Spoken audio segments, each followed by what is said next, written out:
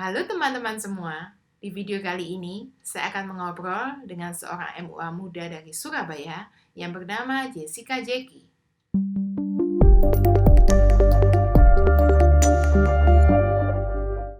Halo Jeki. Halo, C. Nah, ini kita mau ngobrol sebentar, kita mau tanya ke Jeki ini gimana sih awal mula karirnya itu di dunia MUA? Oke, jadi pertama itu basically aku tuh nggak pernah sama sekali punya keluarga yang MUA, punya keluarga yang di dunia entertain, I.O, preweddingan itu sama sekali nggak ada, C. Jadi aku itu bisa dibilang mengawali sendiri, cari channel sendiri, dan memutuskan sendiri gitu. Jadi pertama itu kalau misalnya Cece kenal aku dari dulu kecil atau orang-orang yang tahu aku dari dulu kecil, itu pasti nggak akan nyangka ngelihat aku sekarang tuh jadi MUA, itu nggak akan pernah nyangka. Aku tuh dulu waktu aku kecil, aku tuh bukan favoritnya orang-orang lah anggapannya, maksudnya kalau misalnya dibandingin keluargaku, sepupu-sepupuku, ya aku tuh bukan siapa-siapa, cantik juga enggak, gendut iya, pintar juga enggak, dibandingkan sama saudara-saudaraku, saudara sepupu, itu juga ya mereka lebih baik lah, di akademis mereka lebih baik, terus habis gitu pokoknya aku tuh selalu tidak pernah dinomorsatukan.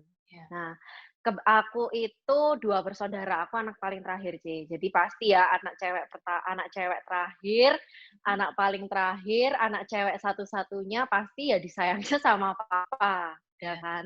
Nah, tapi, ya itu balik lagi, aku tuh tipenya itu yang cuek, nggak nunjukin kalau misalnya aku sedih, aku nggak nunjukin, kalau misalnya aku lagi ada masalah, aku sedih, aku pendam sendiri, aku tuh bukan tipe orang yang dulu mungkin kelihatannya aku sampai sekarang ekstrovert, dulu juga aku kelihatannya ekstrovert, baik-baik aja, aku happy-happy aja, padahal sebenarnya deep down in my heart, kadang itu ya pasti ada kerasa sedih, karena kok aku beda ya sama yang lain. Nah, aku tuh punya kakak laki-laki, punya koko, yang, bedanya itu cuma 1 tahun, C. Oh, Jadi, dari playgroup sampai SMA, itu sekolah kita itu selalu disamain. Karena kan namanya orang tua, mama-mama males kan jemput ya. kalau misalnya anaknya sekolahnya beda gitu kan males. Jadi, sekolahku sama sekolah kokoku ini selalu disamain. Nah, aku sama kokoku ini udah kayak beda planet. Jadi yang kokoku ini pinter banget, yang aku ini enggak. Sebenarnya kalau misalnya aku dibilang bodoh-bodoh banget, itu juga enggak. Tapi kalau misalnya dibandingin sama kokoku ya beda jauh. Kokoku tuh yang tipenya yang dulu cita-citanya kalau misalnya ditanyain, "Cita-citanya apa?" Jadi saintis. Nah, kalau misalnya aku cita-citanya apa, nggak tahu. Aku tipenya yang kayak gitu. Sedangkan sepupu-sepupuku tuh juga gitu. Cita-citanya tuh kebanyakan itu dokter, dokter bedah otak, psikolog. Sedangkan aku tuh kalau misalnya ditanya itu, cita-cita kamu pengennya jadi apa? Nggak ngerti, aku tuh nggak punya pandangan. Karena dari dulu kecilnya itu pun aku tuh bukan jadi yang center of the family. Maksudnya tuh kayak kita dilihat atau duh kamu tuh pinter ya, kamu tuh cantik ya. Aku tuh gak pernah sama sekali digitukan gitu. Sama kalau misalnya sama keluarga inti, maksudnya sama orang tua aku sendiri, yang mereka sayang sama kokoku pun sendiri juga sayang banget sama aku. Tapi hal-hal yang pujian-pujian dari orang lain itu sebenarnya kan juga penting ya. Maksudnya kita sebagai anak juga pengen yang kamu kok pinter, kamu cantik, kayak gitu kan juga sebenarnya itu butuh.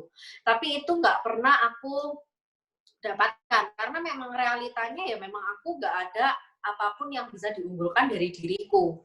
Pinter enggak, cantik juga enggak, gendut iya gitu. Terus habis gitu, ketika aku SD karena aku satu sekolah sama guruku itu dan guru-guruku ini tipenya itu guru yang jadul, jadi aku tuh setiap hari itu menerima omongan-omongan seperti, "Kamu tuh kok nggak bisa sih kukumu tuh loh nilainya tuh kayak gini, dulu tuh kayak gini, kamu tapi kok kamu tuh beda ya, kok kamu tuh nggak bisa ya kayak kukumu, kok kamu tuh misalnya matematika, kamu tuh kok remedi terus sih, kukumu tuh loh nggak." Setiap hari itu yang aku terima, itu setiap hari. Jadi selama hampir 6 tahun aku SD, hampir berarti SD kalau sampai kelas 6 ya, 6 tahun aku menerima omongan-omongan itu setiap hari. hampir setiap hari, selalu dibandingkan sama kukuku. Jadi terima rapot pun juga gitu. Iya Bu, Daniel ini memang beda ya sama Jessica. Kalau misalnya Jessica ini soalnya nggak bisa kayak Daniel. Nah, jadi yang masuk di otakku adalah aku ini nggak pinter, kukuku lebih pinter, aku nggak bisa apa-apa, kukuku paling unggul. Udah, intinya itu yang aku tahu. Tapi karena aku orangnya ini introvert dan aku tuh nggak suka kalau misalnya orang tuh ngelihat aku sedih, orang tuh mengkasihani aku tuh paling nggak suka kayak gitu. Jadi ketika aku dibilang kayak gitu, aku tuh responku bukan nangis, responku bukan lapor ke mama sambil nangis-nangis, enggak. Responku adalah aku membantah gurunya. Kayak aku ngomong, "Emang kenapa?" Nah, jadi aku tuh marah. Jadi orang tuh kelihatannya anak ini kok keras kepala, tapi sebenarnya di dalam hati kecilku ini aku tuh sedih. Tapi karena aku tuh malu buat aku kelihatan sedih, karena tuh aku itu lebih garang daripada kokoku. Jadi misalnya kokoku digodain sama temennya, aku yang marah, aku yang maju. Jadi image-ku ini image-nya itu udah, pokoknya aku ini yang tomboy kayak gitu. Jadi ketika aku lagi sedih, aku tuh nggak mau nunjukin aku sedih. Karena ya aku malu. Image-ku hilang dong. Image-ku yang aku kuat gitu kan hilang. Nah, tapi ternyata karena masa waktu SD itu aku tidak selesaikan dengan baik, maksudnya problem dalam hatiku ini aku nggak selesaikan dengan baik, itu terbawa sampai SMP. Jadi waktu SMP itu aku pindah sekolah. By the way, waktu SD itu aku tuh pernah menerima banyak cacian dari guru-guruku ya. Jadi itu kalau misalnya aku tuh selalu ngomong kayak gini, nggak usah bercanda sama mamaku. Ya. Mah, kalau misalnya dulu cerita meme ini diangkat, diposting di Instagram, paling guru itu udah viral. Karena bener-bener aku tuh merasakan yang namanya bukan dibully sama temen, tapi dibully sama guru. Aku pernah merasakan aku dibilang, otakmu tuh ditaruh di mana? Otakmu tuh tidak di pantat ya. Karena aku tuh bilang aku tuh nggak suka pelajaran bahasa Jawa. Aku tuh kayak gitu. Karena aku bilang kayak gitu aja, itu guru tuh bilang kayak gitu ke aku. Itu mamaku marah karena aku kan cerita, "Nah, guru ini kayak gini." Terus cerita yang kedua, karena waktu itu aku tuh ujian akhir semester UAS, itu kan ujian matematika. Tapi guru yang jaga itu kan biasanya bukan guru mata pelajaran yang diujikan kan. Jadi guru mata pelajaran, misalnya guru pelajaran musik, itu yang jaga itu guru pelajaran lain lah, bukan guru pelajaran matematika. Nah, kalau misalnya dulu di sekolahku itu, kalau misalnya mau ngumpulin jawaban, itu dikumpulin dari belakang ke depan. Nah, kebetulan aku ini duduknya itu 2 dari depan. Jadi, aku ini nggak ngerti, aku ini mau ngawur, udah mau selesai jamnya, jadi aku tuh mau ngawur aja. Aku mau nulis nama atau aku mau ngawur, pokoknya nggak ada lah niatan mau nyontek. Orang toh juga aku tuh merasa, aku nyontek pun itu juga belum tentu nilaiku ini pas KKM, orang kebanyakan juga nggak bisa. Jadi posisinya lembar jawabannya temanku dari belakang ini udah sampai di mejaku nih. Nah, gurunya ini, karena gurunya ini tahu aku ini nggak pinter, karena tahu ini aku ini bodoh, jadi guru ini tuh merasa aku ini nyalin jawabannya temanku. Padahal jawabannya temanku ini posisi terbalik, bukan posisi menghadap ke lembar jawabannya. Langsunglah lembar jawaban ujianku dirobek, terus habis gitu diinjak, aku disuruh ngambil di depan teman-teman kelasku. Itu aku rasain. Jadi itu yang membuat aku trauma sampai terbawa sampai SMP. Untungnya waktu SMP guru-gurunya itu nggak ada yang kayak gitu. Jadi waktu SMP aku pindah sekolah, masih sama, sekolahnya masih satu sekolah sama kokoku, cuman gurunya itu responnya itu beda. Nggak pernah yang namanya membandingkan, nggak pernah yang namanya ngata-ngatain, itu nggak pernah. Karena mungkin sekolah Kristen ya, jadi mungkin beda. Nah, tapi karena ritme belajarnya juga beda dengan sekolahku yang dulu, jadi kan otomatis adaptasinya perlu sedikit ekstra, karena sekolahku yang SD ini nyantai, sedangkan sekolahku yang SMP yang baru ini tuh lebih ulangan, tugas, itu lebih nggak nyantai. Nah, sedangkan aku dikasih sekolah yang nyantai aja, aku ini susah ngejar, apalagi dikasih sekolah yang nggak nyantai, pasti lebih susah lagi. Waktu semester pertama SMP kelas 1 aku masih merasa nggak apa-apa, temenku remedi masih banyak. Kalau misalnya remedi satu kelas bisa penuh. remedi semua. Jadi guru-guru SMP-nya ini masih ngadem-ngademin hati itu dengan bilang, nggak apa-apa, kan masih semester 1, nanti semester 2 itu beda. Dan aku tuh bukan tipe orang yang aku nggak bisa, terus aku males. Nah, dulu mama aku tuh kalau misalnya setiap kali aku nilainya jelek waktu SD, itu pasti marah-marah. Tapi ketika SMP, masuk SD kelas 6, terus habis gitu ke SMP, itu berubah. Dari yang setiap kali aku dapat nilai jelek mamaku marah-marah, itu sekarang mulai dari SMP tuh mamaku sama sekali nggak pernah marah. Kalau misalnya aku dapat nilai jelek, mamaku cuma bilang nggak apa-apa.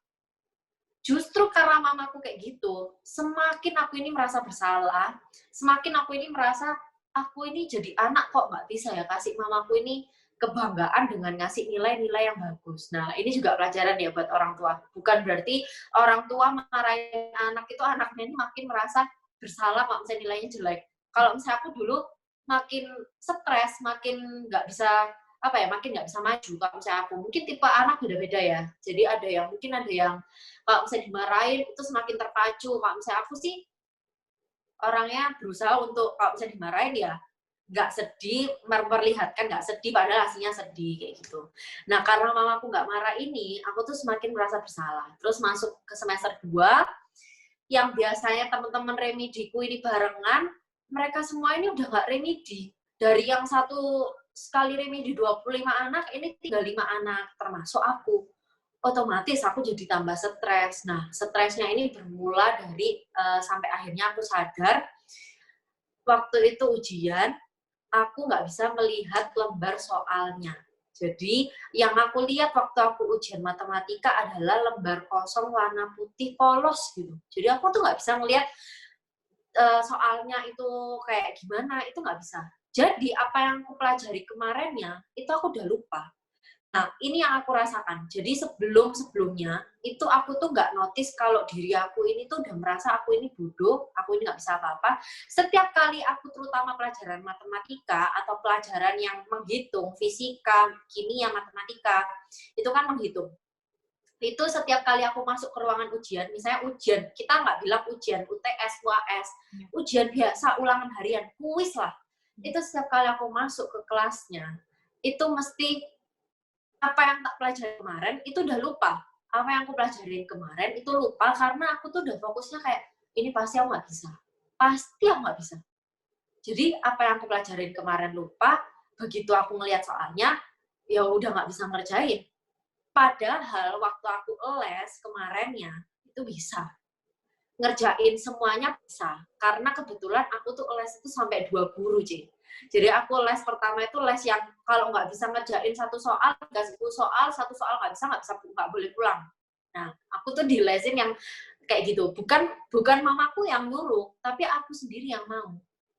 Nah, terus habis gitu, karena semakin lama semakin semakin nggak bisa menerima diri sendiri itu tadi, jadinya itu setiap kali ya itu setiap kali soal selalu aku nggak bisa lihat soalnya, aku nilaiku juga nggak semakin baik, terus habis gitu sampai akhirnya ketika ada satu materi di pelajaran matematika yang ekspektasiku tuh aku tuh nggak mungkin remedi nih, aku kayaknya bisa, aku nggak mungkin remedi, ternyata aku remedi. Jadi nilai KKM-nya itu 67, nilaiku ini 63 atau 65.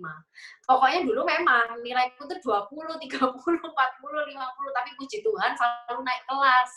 Karena ya memang nggak ada masalah dengan perilaku, nggak ada masalah dengan yang lain-lain, pelajaran lain-lain itu juga masih oke, tugas-tugas juga aku selalu kerjain gitu. Tapi waktu itu ekspektasiku tidak sesuai dengan realitanya. Jadi begitu aku terima nilainya, waktu itu aku nggak dibacain deh kayaknya. Jadi waktu itu belum dibacain karena aku penasaran, aku tanya sama gurunya. Sorry.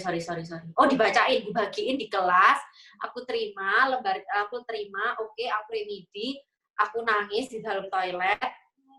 Terus habis gitu setelah itu mau pelajaran olahraga, aku ingat, karena aku pusing, aku tuh mau izin, nggak ikut pelajaran olahraga, aku mau izin ke UKS. Ternyata waktu izin aku pingsan. Pingsan itu aku sambil kejang-kejang. aku bukan sedih karena nilaiku jelek. Jadi waktu aku kejang-kejang dan aku pingsan, itu yang aku ucapkan dari mulutku adalah, maaf ya, itu terus aku kayak gitu. Jadi aku tidak bisa menerima nilaiku seperti itu karena aku merasa bersalah sama orang tuaku. Udah, itu aja. Terus habis gitu karena udah sampai pingsan itu, akhirnya aku dibawalah ke psikolog. Karena kan itu kan masalahnya bukan cuman aku mau bicara sama orang tua aku juga mungkin gak enak. Jadi puji Tuhannya orang tua aku tuh bukan orang tua yang, oh kalau misalnya anakku ke psikolog, berarti artinya anakku gila. Nah, kebanyakan orang tua itu kan kayak gitu ya. Kayak kalau misalnya melihat orang ke psikolog itu berarti artinya gila. Padahal enggak loh. Padahal psikolog itu menjadi perantara untuk kita itu bisa cerita, untuk kita itu bisa terbuka, diberikan solusi. Beda mungkin ya, sama psikiater setauku beda. Kalau misalnya psikiater tuh mungkin yang konsumsi obat ya, setauku. Kalau misalnya psikolog itu, ya, ya. Kejiwaan. Kalau psikolog itu menurut aku, menurut pengalaman pribadiku adalah kita tidak diarahkan kayak, oke, kamu harus kayak gini, oke, kamu harus kayak gitu. Enggak, tapi kita diajak mikir, kalau misalnya kamu kayak gini, itu kamu akan seperti ini, kalau misalnya kamu kayak gini, itu akan seperti ini. Itu yang aku rasakan waktu aku ke psikolog. Jadi, tapi ya aku gengsi lah. Aku masa mau dibawa ke psikolog, aku kan aku tuh nggak merasa aku sakit, aku juga nggak merasa aku ini stres. Nah, tapi waktu itu mamaku bilang, nggak apa-apa lah, ke psikolog aja kan, kamu kan bisa cerita-cerita. Akhirnya aku ke psikolog, terus habis itu di sana aku cerita, tanpa aku sadari, aku bukan menceritakan masa-masa waktu SMP, tapi aku menceritakan masa-masa waktu SD. Jadi dari situlah aku tahu problemku waktu SD yang aku dimaki-maki sama guru, aku dibanding-bandingin, itu belum selesai. Makanya kebawa sampai waktu aku SMP. Jadi kebawa sampai SMP, dan setiap kali aku pelajaran yang hitung-hitungan, aku selalu takut-takut sendiri. Setiap kali aku dapat pelajaran yang matematika terutama, aku selalu takut dan selalu aku merasa nggak bisa. Ya udah, dari situ terapi sampai akhirnya aku tuh merasa aku bisa menerima diriku sendiri. Ternyata simple banget. Harus menerima diri kita sendiri. Mau kita jelek, mau kita nggak bisa matematika, mau kita apa, pokoknya kita harus accept diri kita sendiri. Baru orang bisa melihat diri kita ini beda, orang bisa menerima kita. Dan ternyata, ternyata waktu aku berusaha untuk menerima diri aku sendiri, aku mulai, ya udahlah, aku nggak bisa matematika, ya udah nggak apa-apa. Ternyata nilaiku jadi meningkat, nilai yang dulunya nilaiku 5 jari ini jadi tambah 1 tangan, jadi 6, kan lumayan. Jadi aku tuh berusaha untuk melihat, kamu harus melihat sedikit potensi dan sedikit peningkatan dari dirimu sendiri, itu loh. Ketika kamu bisa menerima dirimu sendiri, ketika kamu nggak membanding-bandingkan dirimu dengan orang lain, kamu akan lebih bisa melihat potensi apa yang ada di dalam dirimu, dan kelebihan apa yang ada di dalam dirimu, dan peningkatan apa yang sedang kamu alami hari ini, besok, dan seterusnya. Terus habis gitu aku juga dikasih beberapa terapi, karena aku ujian tetap aku nggak bisa ngelihat soalnya itu apa, jadi aku nggak boleh menerima soal itu ketika posisinya ini sudah langsung ada soalnya, jadi aku harus dibalik dulu. Aku harus nulis panjang tuh. Aku pasti bisa yang banyak, baru aku boleh buka lembar jawabannya. Karena kalau misalnya nggak kayak gitu, begitu aku buka, pasti langsung aku, ini apa? Pasti bingung sendiri. Nah, itu sih, C. Jadi awalnya itu aku ke psikolognya bilang, coba kamu cari apa yang kamu suka, selain kamu pelajaran, selain kamu ini. Nah, cita-citaku dulu itu, C, karena aku tuh pengen jalan-jalan, karena aku tuh pengen ke luar negeri, pengen jalan-jalan, karena aku ini juga nggak pinter, aku tuh selalu bilang, kalau misalnya cita-citaku mulai dari SMP itu, aku tuh selalu bilang, kalau misalnya aku tuh pengen jadi tour guide. Jadi cita-citaku tuh tour guide, karena aku tuh merasa enak ya, jalan-jalan, dibayarin, terus habis gitu dibayar lagi. Enak juga ya jadi tour guide. Udahlah, aku mau jadi tour guide lah. Orang tour guide kan cuma butuh bahasa, jadi aku nanti belajar bahasa aja, nggak perlu hitung-hitungan. Aku belajar bahasa supaya aku bisa jalan-jalan. Udah as simple as that. Nggak pernah aku ada pemikiran kayak mau jadi makeup artist, mau jadi apa sesuatu yang berhubungan dengan perweddingan, aku tuh nggak pernah. Tapi memang mulai dari SMP itu aku mulai centil, jadi mulai pengen belajar make up, pengen belajar pakai eyeliner, karena kan mata aku kan sipit. Jadi aku, itu ada juga di video, ada videonya juga, aku sempat posting di Instagram, jadi aku minta belajar eyeliner, dan pas waktu aku belajar eyeliner, karena nggak ada kaca, jadi aku video pakai iPad. Nah, kebetulan kemarin waktu main-main iPad itu ada videonya, jadi aku posting di Instagram. Ternyata aku gini ya, ternyata proses Tuhan itu benar-benar luar biasa ya di diriku ini. Apa yang nggak aku ekspektasikan, apa yang aku pikirkan ini nggak dijadikan sama Tuhan untuk sesuatu yang lebih baik. Nah, terus habis gitu aku mulai gini, kok aku suka ya make up, kok aku mulai suka pakai eyeliner, kok aku suka make up, kayaknya aku les make up aja deh. Cuman simple gitu aja, Cek. Aku suka make up, ya aku les make up. Pikiran aku tuh, aku sama sekali, Cek, aku nggak ada sama sekali pemikiran bahwa make up itu bisa dijadikan untuk pekerjaan. Bahkan aku tuh nggak pernah tahu namanya ada make up artist, itu aku nggak tahu. Jadi aku juga nggak tahu ada pekerjaan yang namanya makeup artist, dan makeup artist itu menghasilkan. Yang aku tahu ya mungkin aku suka makeup, ya aku makeup untuk diri sendiri aja. Nah, aku mulai tuh, aku ngomong ke mamaku, aku minta les makeup, tapi mamaku nggak kasih karena mamaku tuh ngira cuman mungkin ini tuh sebagai peralihan aja karena aku ini nggak suka sekolah. Sedangkan les makeup itu kan nggak murah, karena aku mintanya les makeup yang langsung makeup, bukan makeup untuk diri sendiri. Nah, sampai akhirnya ternyata balik lagi ya, proses Tuhan itu benar-benar kita nggak tahu. Ternyata mamaku tuh bilang gini, coba kamu les aja untuk diri sendiri di salah satu salon. Jadi gitu, jadi waktu itu karena aku nggak dikasih, ya udahlah Ma, pokoknya les make up, mau les make up, pokoknya aku kekeh mau les make up. Tapi mamaku bilang ya udah les make up untuk diri sendiri aja dulu, supaya kamu tahu kamu ini benar-benar suka make up atau kamu tuh cuman untuk suka-sukaan aja, untuk peralihan supaya kamu nggak stres. Karena kalau misalnya untuk nggak stres kan mahal, sedangkan saat itu make up itu untuk make upin orang, les sekolah make up itu 30 jutaan. Ya menurut aku juga itu uang gede lah.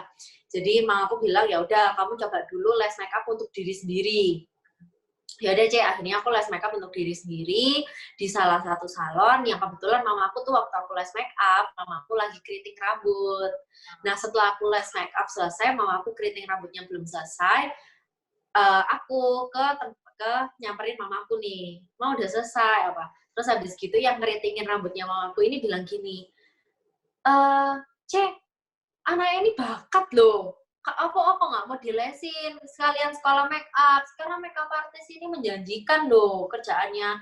Kayak ceceku ini, maksudnya bosnya yang punya salon ini tuh dulu juga les make up di Risaldi. Jadi sebelumnya aku tuh minta les make up di salah satu sekolah make up yang kalau misalnya aku kembali ya flashback lagi tuh, ya ampun untung aku nggak sekolah make up di sana. Jadi aku tuh diarahkan kayak Tuhan itu mengirimkan mbak-mbak ini tuh untuk bilangin, itu loh les makeup aja di sana. Jadi waktu itu mamaku bilang gini, ya udah coba wes kita ke les makeup ini, ke Edi Risaldi ini. Kebetulan waktu itu telepon Mas Edinya langsung yang ngangkat. Somehow mamaku ini langsung serak. Padahal sebelumnya telepon sekolah makeup lain, udah telepon berulang-ulang, mamaku tuh tetap nggak serak. Makanya sampai akhirnya sekolah makeup, les makeup untuk diri sendiri dulu. Tapi begitu yang sama Mas Edi ini langsung serak. Ya udah kamu les make up dulu sama Edi Risaldi ini, sekolah make up aja. Begitu datang udah tuh langsung besoknya les terus. Jadi itu awalnya sampai akhirnya aku sekolah make up itu karena itu. Jadi kalau misalnya sekarang aku ditanya gimana ceritanya ya cukup panjang karena semuanya itu berhubungan. Karena aku dulunya SD digituin, terus aku traumanya kebawa sampai SMP, terus aku pingsan di sekolahan, aku ke psikolog, prosesnya itu panjang. Jadi kalau misalnya orang-orang sekarang tanya ke aku, Jack kamu enak ya dipromosiinnya tuh cepat, dalam artian tuh maksudnya hitsnya cepat, jadi makeup artist gitu langsung terkenal itu cepat. Tapi orang itu selalu melihat covernya aja tanpa mengetahui dalamnya, tanpa mengetahui proses-prosesnya. Proses yang aku alami kalau misalnya orang denger ceritaku mungkin kelihatannya kayak, ya gampang gitu aja, Jack. Kamu kan nggak mengalami kayak jatuh, bangun, apa. Basically keluarga aku tuh bukan keluarga yang super kaya, tapi juga bukan keluarga yang kekurangan. Keluarga aku tuh sederhana aja. Cita-citaku dari dulu adalah emang keluargaku, mamaku bukan sosialita, cuman gimana caranya kita sebagai anak bikin mama kita ini jadi sosialita, udah gitu aja pikiran aku. Maksudnya tuh, orang-orang tuh selalu mikirnya tuh, Jack kamu gini ya, sekarang kamu enak, penghasilan segini, kamu tuh nggak tahu apa yang di belakang prosesnya itu seperti apa. Sampai sekarang pun aku tuh selalu bilang yang support aku dari awal sampai akhir itu adalah orang tua aku sendiri. Di saat aku memutuskan, oh ya nanti ini pembahasannya setelah pertanyaan berikutnya kali ya, ya masalah homeschooling ini. Jadi ya udah gitu kayak ceritanya tuh sampai akhirnya ke sekolah make up, tapi ya sampai sekolah make up itu aku juga nggak ada pemikiran untuk jadi MUA terkenal. Nggak ada, ya udah aku les make up untuk kesenangan aku aja, nggak ada kayak merasa ketika teman-teman sekolah makeup aku pada kayak, waduh aku pengen les di sini, pengen les di sini. Enggak, aku nggak ada sama sekali kayak gitu. Aku cuman ya udah aku pengen aku suka makeup, ya udah aku les makeup, aku make upin orang, udah itu udah cukup senang buat aku. Jadi sampai sekarang pun aku make up, aku dapat penghasilan, aku nggak tahu penghasilanku berapa. Penghasilanku yang tahu mamaku berapa. Jadwalku yang ngaturin ada manajer, cuman dari manajer ke mamaku, nggak langsung ke aku. Gitu awalnya, C. Aku les make up itu berarti dari SMP kelas 2 itu. Jadi dari SMP kelas 1 mau naik SMP kelas 2, itu aku udah mulai les make up dan udah mulai kerja. Jadi udah mulai terima job make up setiap Sabtu dan Minggu. Berarti setelah les berapa lama ya langsung terima jobnya itu? Kira-kira setelah les? Jadi kebetulan karena mungkin beda ya, namanya passion sama orang kalau misalnya kerja karena nggak suka terus harus dipaksa itu beda mungkin. Karena aku ini suka sama makeupnya, jadi progresnya itu memang cepat. Jadi sekali, maksudnya aku tuh cepet tanggap. Maksudnya kalau misalnya diajarin, ini ya caranya pasang bulu mata tuh gini. Oke, aku langsung bisa karena aku tuh orang itu juga berani. Nggak yang takut-takutan dulu, ya udah berani aja langsung tancap apa-apa kayak gitu. Jadi prosesnya abis sekolah make up terus abis gitu ke ngejob itu sekitar 5 bulanan, nggak seberapa lama. Tapi itu udah mulai dalam waktu 5 bulan itu aku mulai make upin orang-orang kayak keluarga aku, itu semua tak jadiin korban. Latihan terus ya. Latihan terus. Gitu. Nah, terus gitu. Habis gitu kan setelah les, terus akhirnya udah mulai ngejob, udah mulai padat jadwalnya. Akhirnya untuk akademisnya gimana? Untuk sekolahnya akhirnya? Nah, jadi ceritanya gini, waktu SMP karena kebetulan sekolah makeup aku itu juga ada sekolah modeling, jadi dulu aku tuh juga dimasukin sekolah modeling, ceritanya C. Jadi cita-citaku dulu yang waktu kecil pengen jadi model nih, ini tercapainya baru SMP. Aku memang nggak tinggi, memang juga faceku juga nggak yang cantik banget, juga nggak yang tirus, yang kurus, badannya kayak biola gitu, enggak. Tapi somehow, karena yang aku kira mata sipit bukanlah berkat, ternyata juga menjadi berkat buat aku. Jadi ceritanya tuh, aku tuh pertama tuh jadi model tuh karena mataku tuh sipit. Jadi jadiin MUA model, karena mataku sipit jadi buat belajar, apa segala macam. Tapi juga ternyata di situ Tuhan tuh mempromosikan aku dalam artian tuh, yang nggak aku sangka-sangka, aku cuman kira halah aku palingan jadi model cuman dipotong setengah gini doang, cuman mukaku doang, cuman jadi model before and after, mata sipit jadi mata gede. Ternyata enggak, ternyata Tuhan itu mempromosikan aku tuh lebih-lebih. Jadi sampai sekarang tuh aku tuh benar-benar merasa Tuhan itu luar biasa bekerja dalam hidupku tuh dari aku nol sampai aku sekarang. Itu Tuhan itu benar-benar nggak pernah lepas tangan dalam kehidupanku. Jadi yang aku nggak kira-kira Tuhan itu ngasih aku tuh, ini loh, nih, prosesmu yang kemarin-kemarin tuh nggak ada artinya. Jadi kalau misalnya aku inget-inget masa-masa laluku tuh, ya ampun, itu bener-bener ya kecil daripada sekarang yang Tuhan tuh kasih buat aku.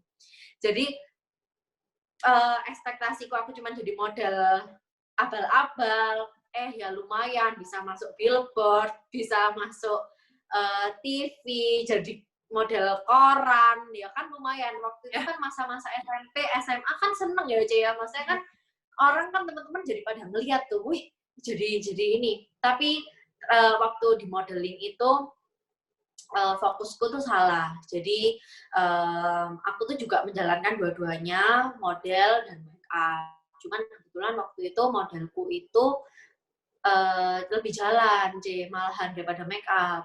Jadi modelku tuh lebih ramai daripada make up pertama-pertamanya. Tapi fokusku itu salah. Jadi fokusku untuk masuk model adalah untuk membuktikan ke orang-orang yang pernah ngata-ngatain aku bahwa nih, lihat aku ini kelihatan. Aku ini juga nggak seperti yang kalian omongkan aku nggak bisa apa-apa. Aku ini juga bisa loh kayak gini. Itu. Jadi aku tuh pengen menyombongkan diriku. Jadi ketika aku masuk billboard aku jadi sombong.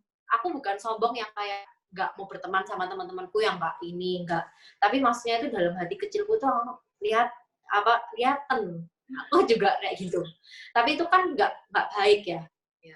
Jadi ya udah proses jadi model itu nggak berjalan dengan panjang, nggak berlangsung panjang itu enggak. Karena ya itu mungkin fokusku tuh salah karena juga passionku bukan jadi model, bukan jadi yang aku harus menjaga makan. Aku nggak bisa kayak gitu karena ya cita-citaku tuh bukan cita-cita jadi model untuk beneran jadi modeling gitu loh. Cita-citaku tuh jadi model untuk menunjukkan ke orang-orang bahwa menyombongkan diriku yang kamu bilang aku gendut, aku juga bisa jadi model. Kamu bilang aku jelek, aku bisa jadi model. Nah, kayak gitu. Itu yang tujuanku untuk jadi model tuh kayak gitu. Makanya karena tujuanku salah, jadinya nggak berlangsung dengan panjang.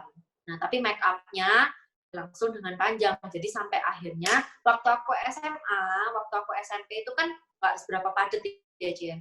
Jadi waktu aku SMP itu nggak yang terlalu padat kan jadwalnya, Cie. Cuman modeling itu mulai padat, cuman biasanya itu masih bisa diatur. Karena kan bisa Sabtu Minggu foto, paling nggak waktu pulang sekolah itu masih bisa. Tapi begitu waktu masuk SMA, jadi memang Tuhan itu luar biasa ya. Ternyata Tuhan itu ngasih aku jalan untuk aku jadi model, walau modelnya nggak berlangsung dengan panjang, bahkan nggak kehitung tahunan, cuma beberapa bulan aja, tapi Tuhan itu benar-benar mempertemukan aku dengan banyak orang yang sampai sekarang itu berjasa buat aku. Contohnya, Cemafa itu kenal aku. Jadi aku sama Cemafa itu satu sekolah make up kebetulan, Jadi di Edi Rizaldi, cuman Cemafa udah lulus lama. Jadi nggak pernah ketemu juga di tempatnya sekolah makeup, nggak pernah les bareng. Tapi justru kita ini kenal dan deket itu karena Cemafa itu manggil aku untuk jadi model murid les makeupnya. Sejak saat itulah aku tuh kenal deket sama Cemafa. Zamannya belum jadi tim-timan, zamannya belum jadi ada makeup artist membentuk tim itu belum. Jadi ya aku dijadiin Cemafa model makeup, di make upin, terus habis itu Cemafa itu luar biasa baik. Aku setiap kali aku selesai jadi model make up, Cemafa itu selalu Jack, kamu kan juga makeup artist, kamu foto-fotoin produknya apa yang aku pakai, jadi kamu bisa praktek nanti ke klienmu. Jadi aku belajar jahit mata, aku belajar ini itu juga dari praktek, dari orang praktekin diri aku. Jadi aku tuh ngerasain, oh jahit mata itu ternyata tuh diginiin, oh jahit mata itu ternyata bulu mata yang dipilih itu harus yang kayak gini, foundation harus kayak gini, itu aku belajar sendiri. Karena ya itu balik lagi karena passion, dan aku karena suka, jadi cepet nangkep. Nah, terus habis gitu setelah itu semakin lama semakin dekat SMP kelas 3.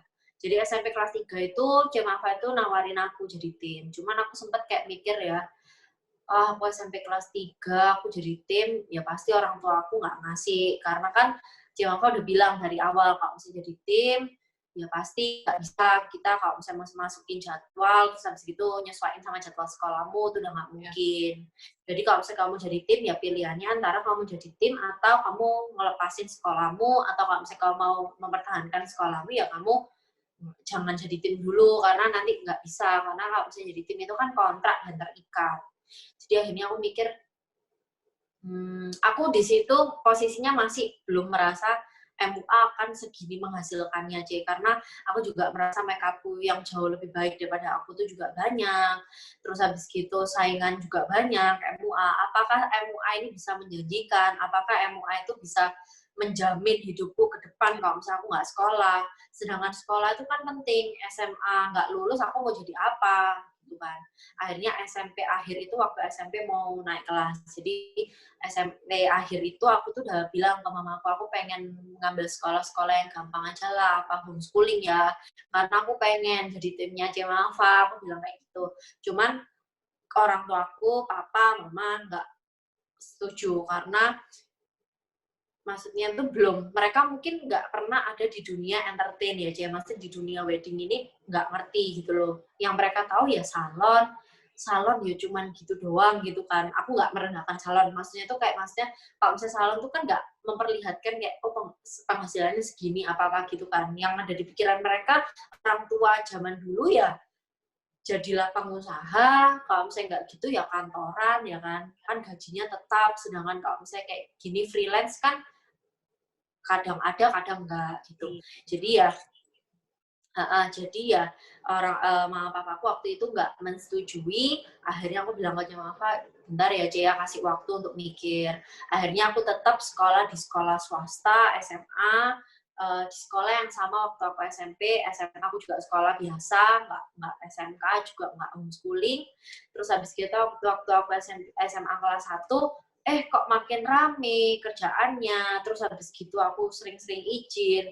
Terus di sekolah yang awalnya perjanjian, aku tuh bikin perjanjian sama kepala sekolahnya, Bu, saya ini bakalan sering izin. Apakah nanti ini didukung? Apakah nanti dikasih izin? Dia bilang iya. Tapi ternyata yang terjadi adalah nggak diizinkan. Jadi setiap kali aku mau izin, padahal aku izin itu nggak yang 1 minggu full atau minta izin 3 hari gitu, enggak. Aku izin itu biasanya tuh pulang cepat, biasanya pulang jam 3:30, aku izin pulang jam 3, jam 2, kayak gitu. Tapi semakin lama, semakin dicari-cari. Setiap kali aku izin sekolah, aku diancam nggak naik kelas. Terus habis gitu aku izin sekolah, aku dibilang, kamu bisa-bisa, kalau misalnya kayak gini terus, kamu bisa nggak naik kelas loh, kayak gitu. Pokoknya diancamnya tuh nggak naik kelas. Terus sering juga dipanggil, dicari-cari terus salahnya.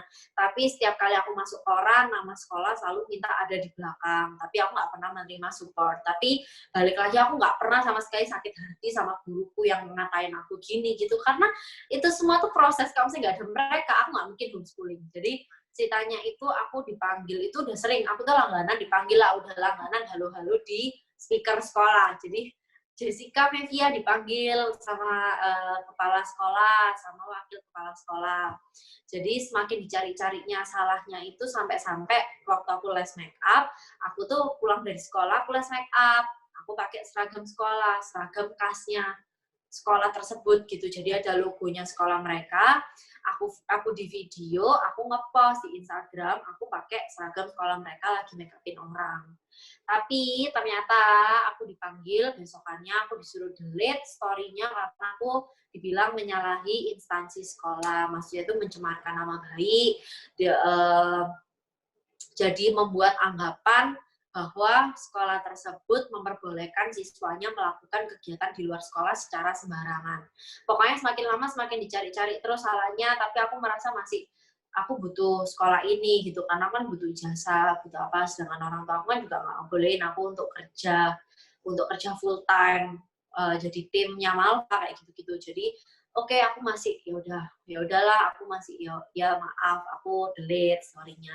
Tapi semakin kesini, aku semakin lama semakin gini ya sekolah ini, kok semakin aku dicari-cari terus, aku dipanggil kepala sekolah, sampai akhirnya yang buat aku akhirnya memutuskan untuk homeschooling adalah kepala sekolah aku sendiri yang manggil. Kepala sekolah aku bilang gini, kamu itu mau milih yang mana? Kamu milih kamu kerja atau kamu pilih kamu sekolah? Karena kita ini jelas-jelas sudah nggak mendukung kamu untuk melakukan kegiatanmu di luar sekolah. Kalau misalnya memang kalau mau memberatkan karirmu yang menurut kamu akan sukses, ya lebih baik kamu kejar aja karirmu, terus kamu pilih aja homeschooling. Karena kita ini nggak mendukung kamu. Loh, aku bilang gini, karena basically aku ini orangnya bantahan, jadi aku bilang, loh saya ini kan nggak ada masalah ya sama nilai sekolah, akhlak saya juga baik, saya sama guru-guru juga nggak ada masalah.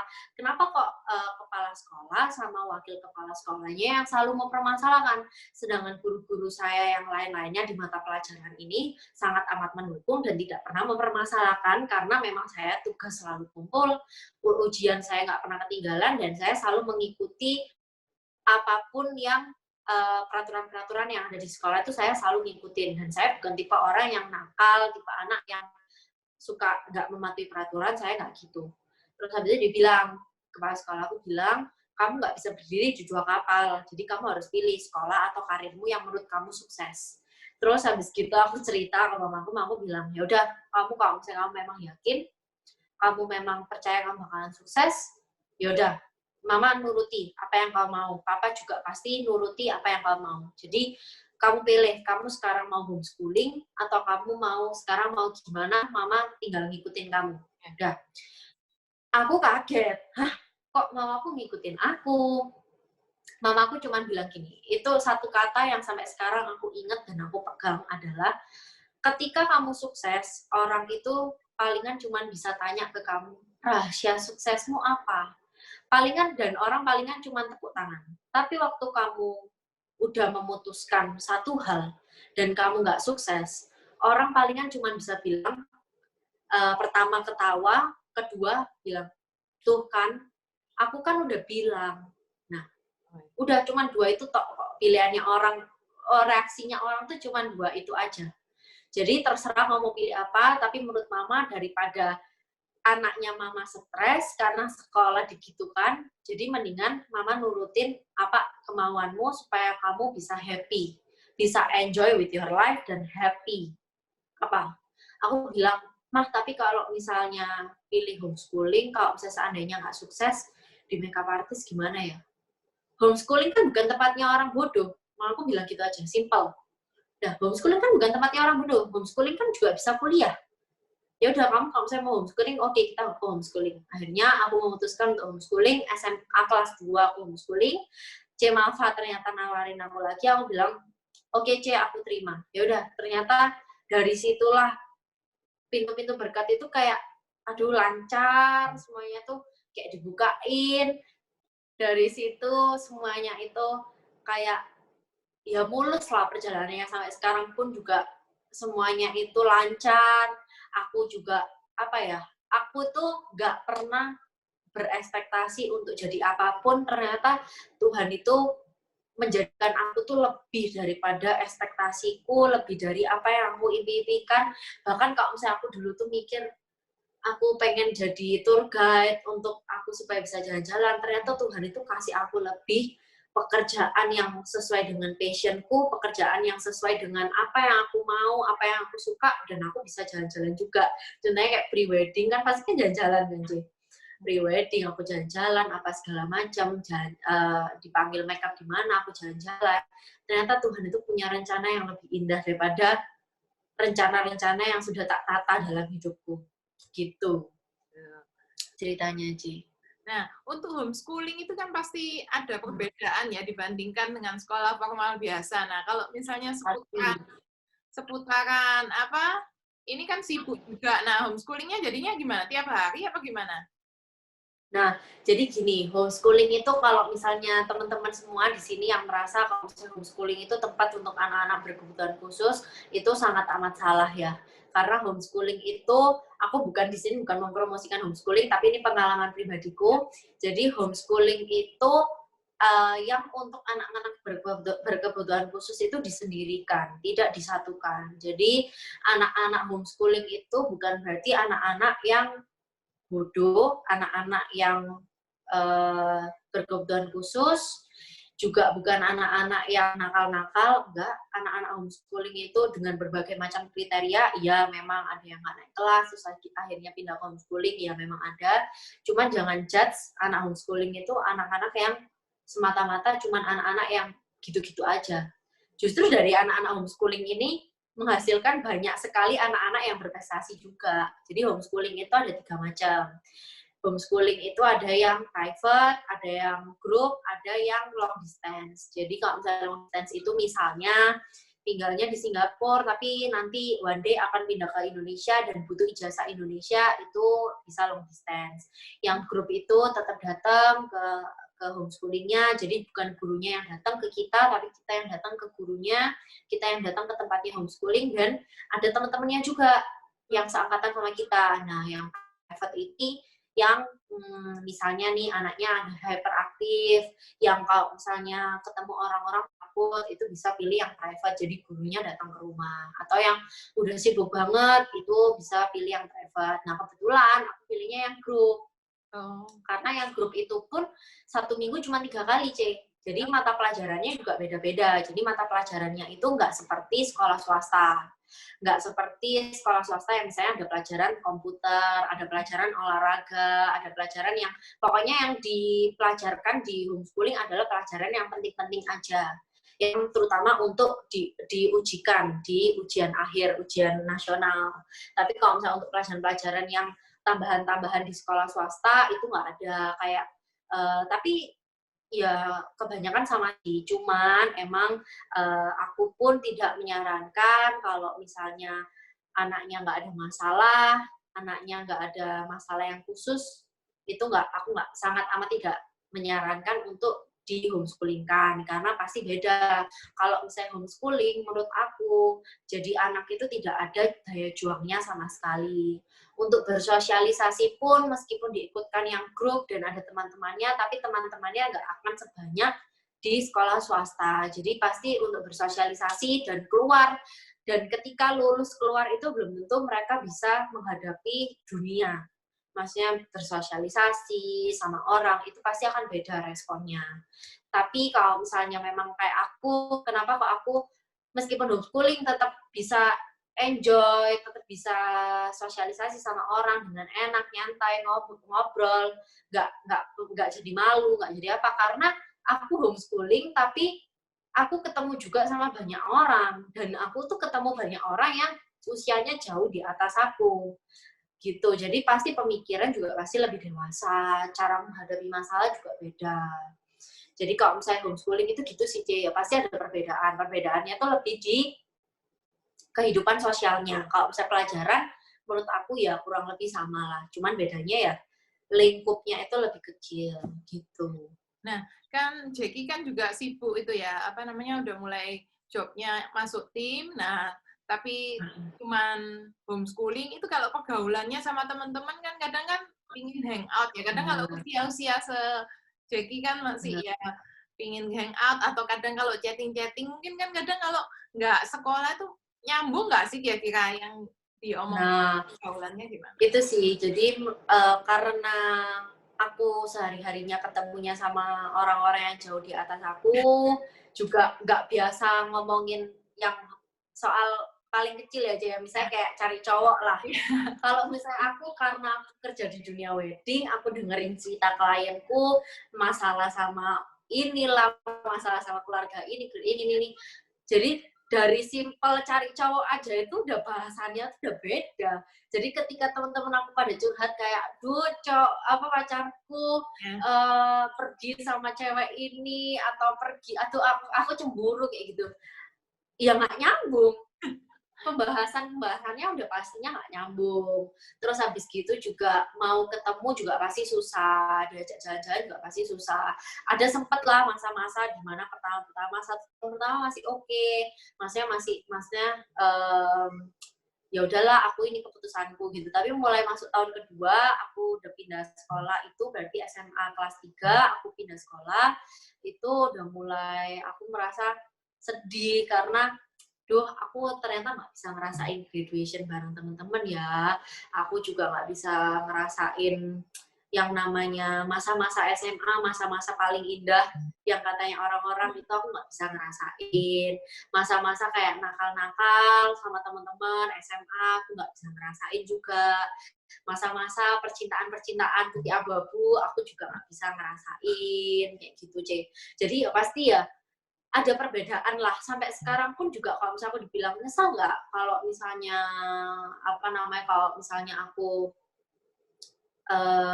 kemarin ninggalin sekolah, pasti ada penyesalan, tapi penyesalannya ini udah ditutupin sama hasilnya sekarang. Tapi pasti ada penyesalan dan bukan penyesalan mungkin ya, Cia, ngomongnya apa ya, kayak sedih mungkin ya, sedih karena kalau saya nyesel sih enggak, karena juga aku ninggalin itu tuh bukan rugi gitu, tapi pengen mengulang masa-masa waktu aku SMA. Kalau misalnya aku bisa ngulang, sampai aku tuh pernah ke sekolah, aku balik ke sekolah SMA aku, terus abis gitu aku tuh izin ke gurunya, karena aku tuh kangen banget, sampai aku tuh nangis, karena aku tuh bener-bener aku pengen cuman duduk di bangku sekolah, udah aku cuman pengen ngerasain yang namanya diajar sama guru di depan kelas, sama ngerasain belajar bareng sama teman-teman yang banyak. Udah aku tuh sampai izin tuh, aku boleh nggak sih masuk ke kelas, aku cuma duduk aja kok di ujung, aku pengen ngerasain aja suasana kelas SMA tuh, pengen ngerasain lagi gitu. Tapi kan nggak boleh ya, tapi jadi aku cuma main-main aja. Aku tuh sampai main-main pakai seragam SMA lengkap, jadi aku tuh pakai seragam SMA lengkap, aku datang ke sekolah, ya udah aku pulang, teman-temanku pulang sekolah, ya udah aku pulang sekolah. Tapi ya sempet sih berapa tahun itu sempat lost contact, karena aku setiap kali diajak jalan aku nggak bisa, setiap kali mereka chatting-chattingan di grup aku kadang jawab kadang enggak, jadi ya pasti kalau misalnya mereka misalnya lagi mau pergi kemana liburan, ya mereka pastinya pasti Jeki nggak bisa nih karena kan Jeki gini, jadi ya nggak diajak itu pasti. Tapi ya itu suatu hal yang wajar, karena ya memang mau ditanya pun mereka udah pasti nggak bisa, karena Jumat, Sabtu, Minggu ya pasti nggak bisa. Jadi ya pasti ada sedih-sedih ya, ada senang, ada sedihnya juga, tapi ya pasti sedih lah, Cek. Kalau misalnya sampai sekarang aku ditanya pengen nggak ngulang masa SMA, aku pengen, tapi gimana caranya? Orang teman-teman aku kuliah yang maksudnya itu udah ngerasain 3 tahun SMA full, itu aja masih kangen-kangen sama masa-masa SMA ya. Cice kan pasti kan kangen ya, Cice, masa SMA kan masa-masa paling indah. Nah, sedangkan aku cuma 1 tahun, udah, terus habis gitu udah aku langsung kerja. Jadi dari umur 14 berarti ya, aku langsung kerja terus sampai sekarang. Jadi dari umur 14 udah bener-bener masa have fun-mu, Jack, udah selesai, kamu harus kerja, sampai sekarang tanggung jawabmu kerja terus gitu. Tapi mungkin nanti one day waktu aku umur 25-an mungkin ya, waktu aku umur 20-an mungkin aku akan merasakan, ternyata enak ya, aku udah mulai duluan curi-curi start dari umur-umur belasan. Dibandingkan yang lain ya. Dibandingkan yang lain. Gitu. Nah, jadi pesannya Jeki buat orang tua yang anaknya biasanya milih lebih ngejar karir, terus memutuskan untuk lebih homeschooling, itu gimana sih, sama tipsnya ya nanti untuk anak muda yang mengikuti jejak kayak Jeki? Oke, jadi kalau misalnya untuk orang tua, aku tuh selalu bilang ke mamaku, makanya mama setiap kali aku diwawancara, mama mestinya harusnya ikut. Soalnya aku tuh juga kalau misalnya denger apa ya, menurutku tuh mamaku tuh luar biasa. Kalau misalnya papa itu ngikutin apa kata mama. Tapi yang luar biasa dalamku adalah mamaku. Sampai sekarang kalau misalnya Ko Henok pasti tahu. Mamaku tuh selalu ngikutin aku, C. Jadi kemanapun aku pergi, mamaku tuh selalu ngikutin aku, nganterin aku, mau aku job subuh, mau aku job pagi-pagi apa segala macam, mamaku tuh pasti nganterin aku, udah kayak nyupirin aku, ngasistenin, manajerin, udah pokoknya mamaku tuh the best. Jadi aku tuh sekarang ya, Cia, posisiku di titik ini sekarang hari ini tuh aku nggak pernah sama sekali meminta untuk Tuhan ngasih aku orang tua yang lain, atau aku tuh udah bener-bener bersyukur untuk kehidupan aku yang sekarang ini. Aku tuh udah mau minta lagi sama Tuhan, itu mau minta apa lagi, semua tuh udah dikasih sama Tuhan. Malu untuk nuntut Tuhan aku kurang deh kayaknya, aku kurang, aduh Tuhan aku kurang, pengen kayak gini, aku pengen kayak malu, aku sampai malu mau minta lagi ke Tuhan, itu aku udah malu.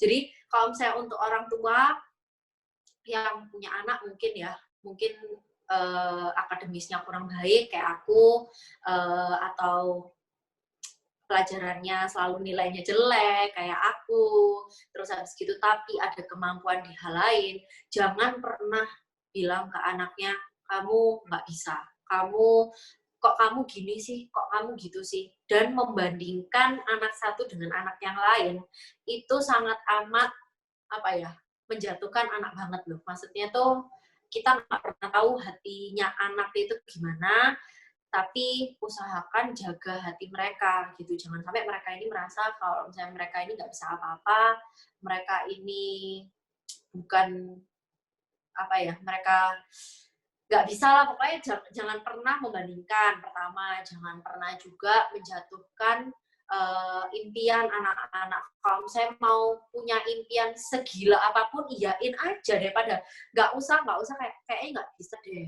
Kan mama kan uangnya kan nggak segini, kamu mana bisa punya kayak, nah kebanyakan orang tua tuh kayak gitu.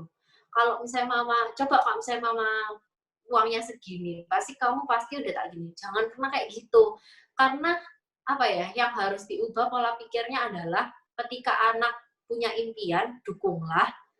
Walau posisinya ini, kita ini juga mau dukung, ini kok kayaknya nggak masuk akal, tapi ya tetap aja dukung kok. Daripada kita ngomong panjang lebar, kayaknya nggak bisa deh, soalnya gini, kamu tuh gini. Udahlah, selagi anaknya ini punya impian yang masih masuk akal, masih apa ya, masih halal dan tidak haram, ya udah iyain aja, jangan dipatahkan semangatnya untuk ngejar mimpi. Yang satu hal ya yang harus ditiru dari orang tua aku sendiri ya Ci ya, berusahalah jadi orang tua yang menutup telinga dan menutup mulut dengan omongan-omongan orang lain yang kalian dengar, dan gak usah dibalas dengan mengucapkan kata-kata yang percuma. Kalian membela anak kalian itu percuma di depan kalian. Kalian daripada membela anak kalian di depan kalian, di depan orang-orang yang menghina anak kalian, lebih baik kalian support anak kalian supaya anak kalian sendiri yang bisa nunjukkan ke orang itu bahwa anak kalian ini tidak seperti apa yang dibicarakan sama orang lain itu. Karena yang paling tahu anak kalian ya anak kalian sendiri, bukan orang lain. Daripada kalian ikut dengerin apa kata orang, nanti kalau misalnya anakku homeschooling, orang akan ngomong apa ya, daripada kalian kayak gitu, udah berusaha untuk tutup telinga dan tutup mulut. Orang mau ngomong apa, nggak usah kalian bantah dengan, iya anakku tuh gini-gini loh, anakku tuh, nggak usah kalian membangga-banggakan anak kalian. Kalau misalnya anak kalian support dengan baik dan menghasilkan yang terbaik juga, mereka juga akan malu dan mereka juga akan lihat. Itu udah aku rasain sih. Ketika ya aku milih untuk jalanku homeschooling, keluargaku, bukan keluarga ini aja, keluargaku yang lain-lain yang gak deket sama aku, pada ngomong ke mamaku, papaku, kamu tuh anak kok, kamu tuh orang tua itu jangan nurutin apa kata anak. Anak itu yang harus nurutin apa kata kita. Kita ini yang hidupnya lebih lama. Kita ini yang hidupnya itu lebih lama ya, kita ini lebih tahu mana yang harus diarahkan untuk anak kita. Tapi nggak kayak gitu. Kerjanya itu nggak kayak gitu. Kerjanya adalah ketika kalian dihina sama orang-orang, kalian jangan malahan, iya ya, itu kalian jatuhin anak kalian. Ya kalian bilang aja, oh iya, tapi menurutku terbaik buat anakku tuh kayak gini. Udah, itu yang aku lakuin, itu yang dilakukan sama mama papaku. Udah tutup telinga, tutup mulut, orang mau ngomong apa biarin, yang penting anakku nggak stres. Udah, gitu aja pikiran orang tua aku tuh, J. Yang penting aku nggak stres, yang penting aku happy, ya udah. Karena kalau misalnya aku bilang, kebahagiaan anak itu kebahagiaanku. Kalau misalnya anakku stres, aku ya pasti ikut stres. Ketika anakku happy, pasti aku ikut happy. Udah, itu aja. Jadi berusahalah jadi orang tua yang legowo ketika anak kalian nggak bagus di bidang akademis, karena akademis itu juga sekarang menurut aku nggak menjamin ya Cie. Sekarang apalagi sekolahnya online. Aku sampai bercanda sama teman aku gini, udahlah, aku ini sebelum kalian merasakan sekolah-sekolah online, aku ini udah merasakan duluan. Jadi kalian kaget-kaget kalian sekolah online, aku ini udah merasakan duluan. Semua itu akan homeschooling pada waktunya, aku bilang kayak gitu. Nah, jadi menurut aku akademis itu penting, cuman bukan yang terpenting. Penting tapi bukan yang terpenting. Yang terpenting adalah mental kita sendiri. Mental anakmu tuh gimana?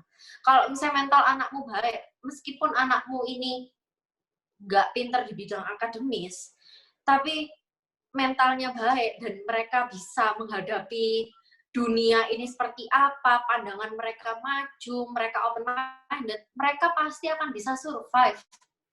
dibandingkan mereka yang cuma ngerti akademis tapi nggak bisa menghadapi orang, nggak bisa bersosialisasi, ya itu pasti akan lebih susah ya, untuk masuk dunia kerja juga akan susah gitu.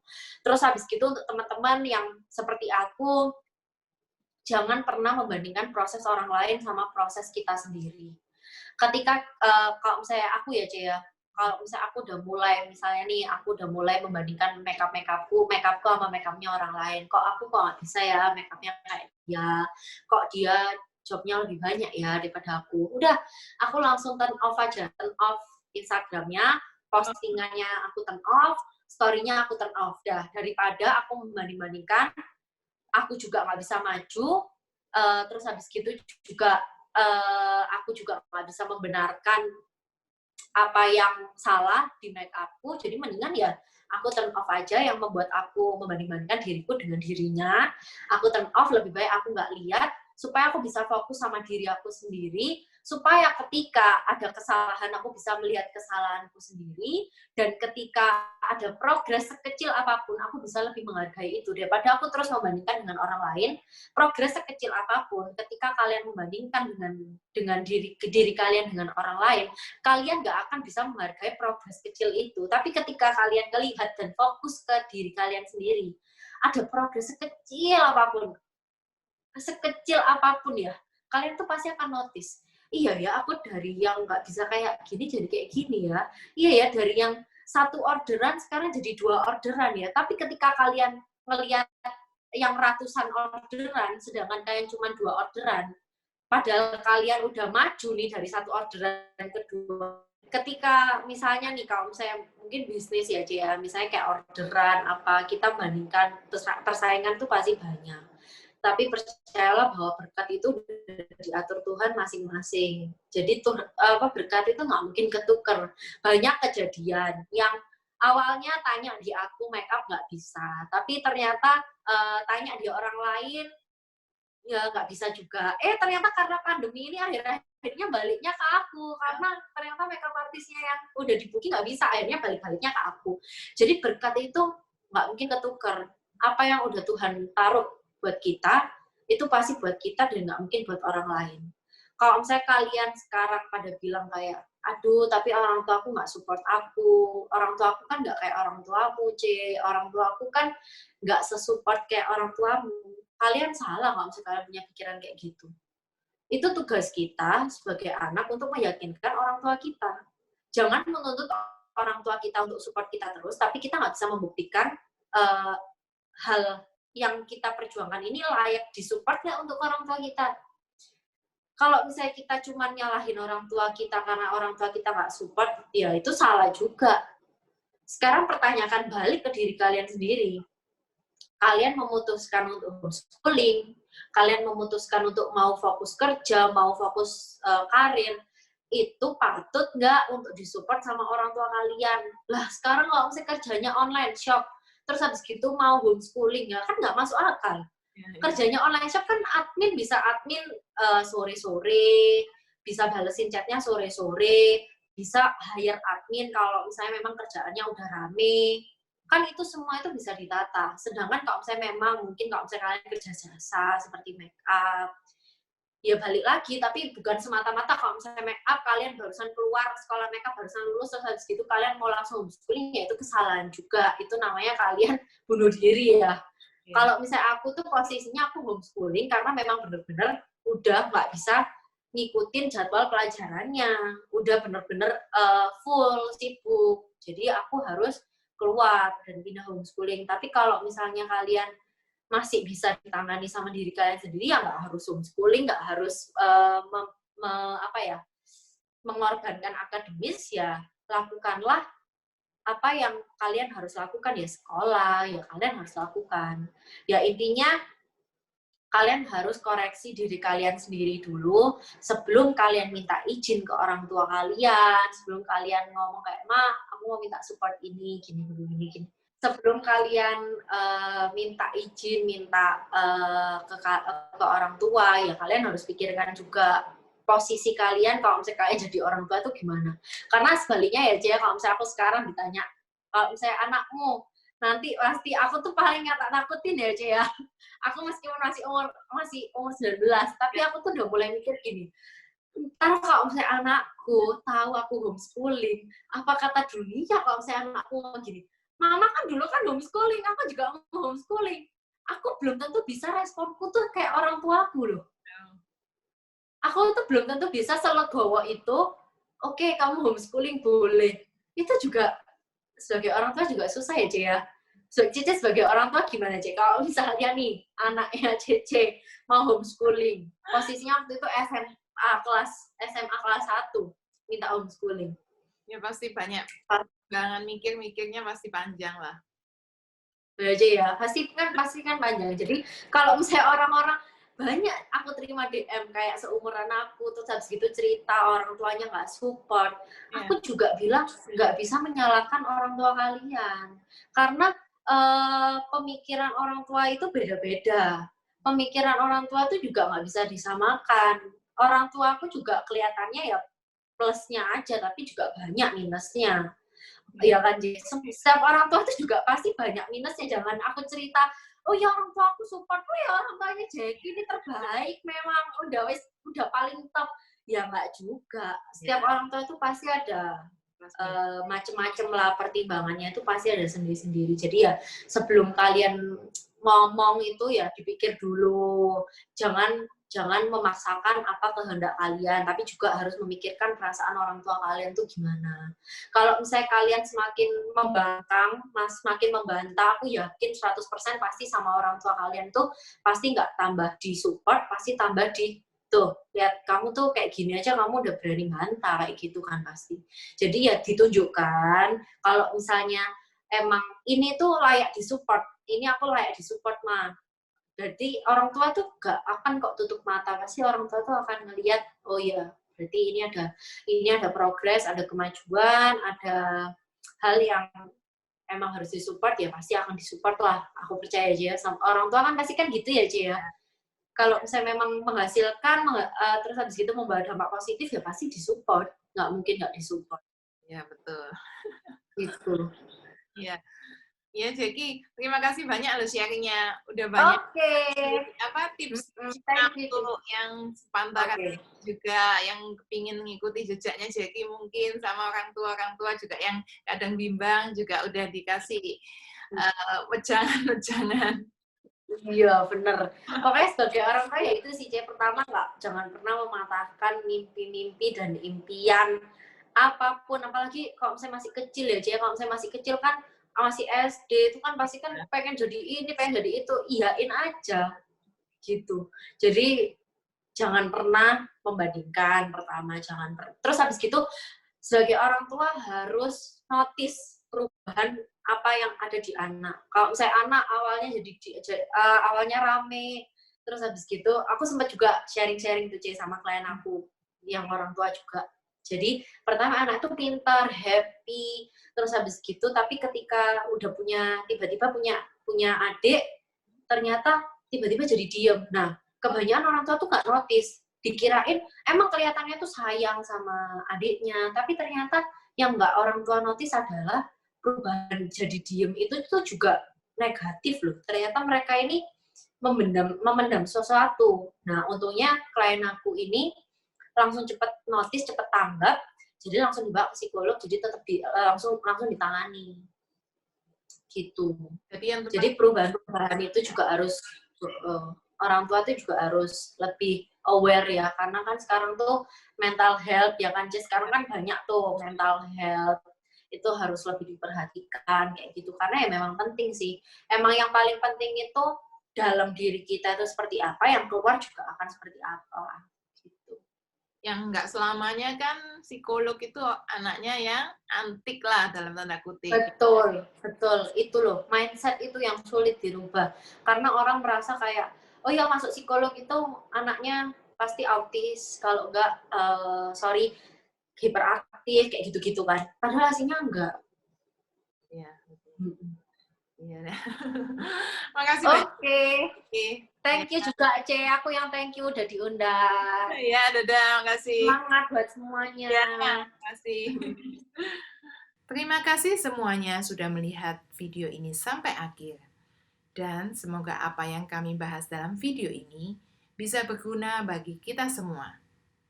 Bagi Anda yang mempunyai pertanyaan tentang pembahasan dalam video ini, atau kritik dan saran bagi channel kami, Anda dapat mengetikkannya di kolom komentar. Sampai ketemu lagi di video berikutnya, dan terima kasih sudah mampir di channel Hey Life, Heno, Debbie, dan kehidupan orang-orang di sekitar kami.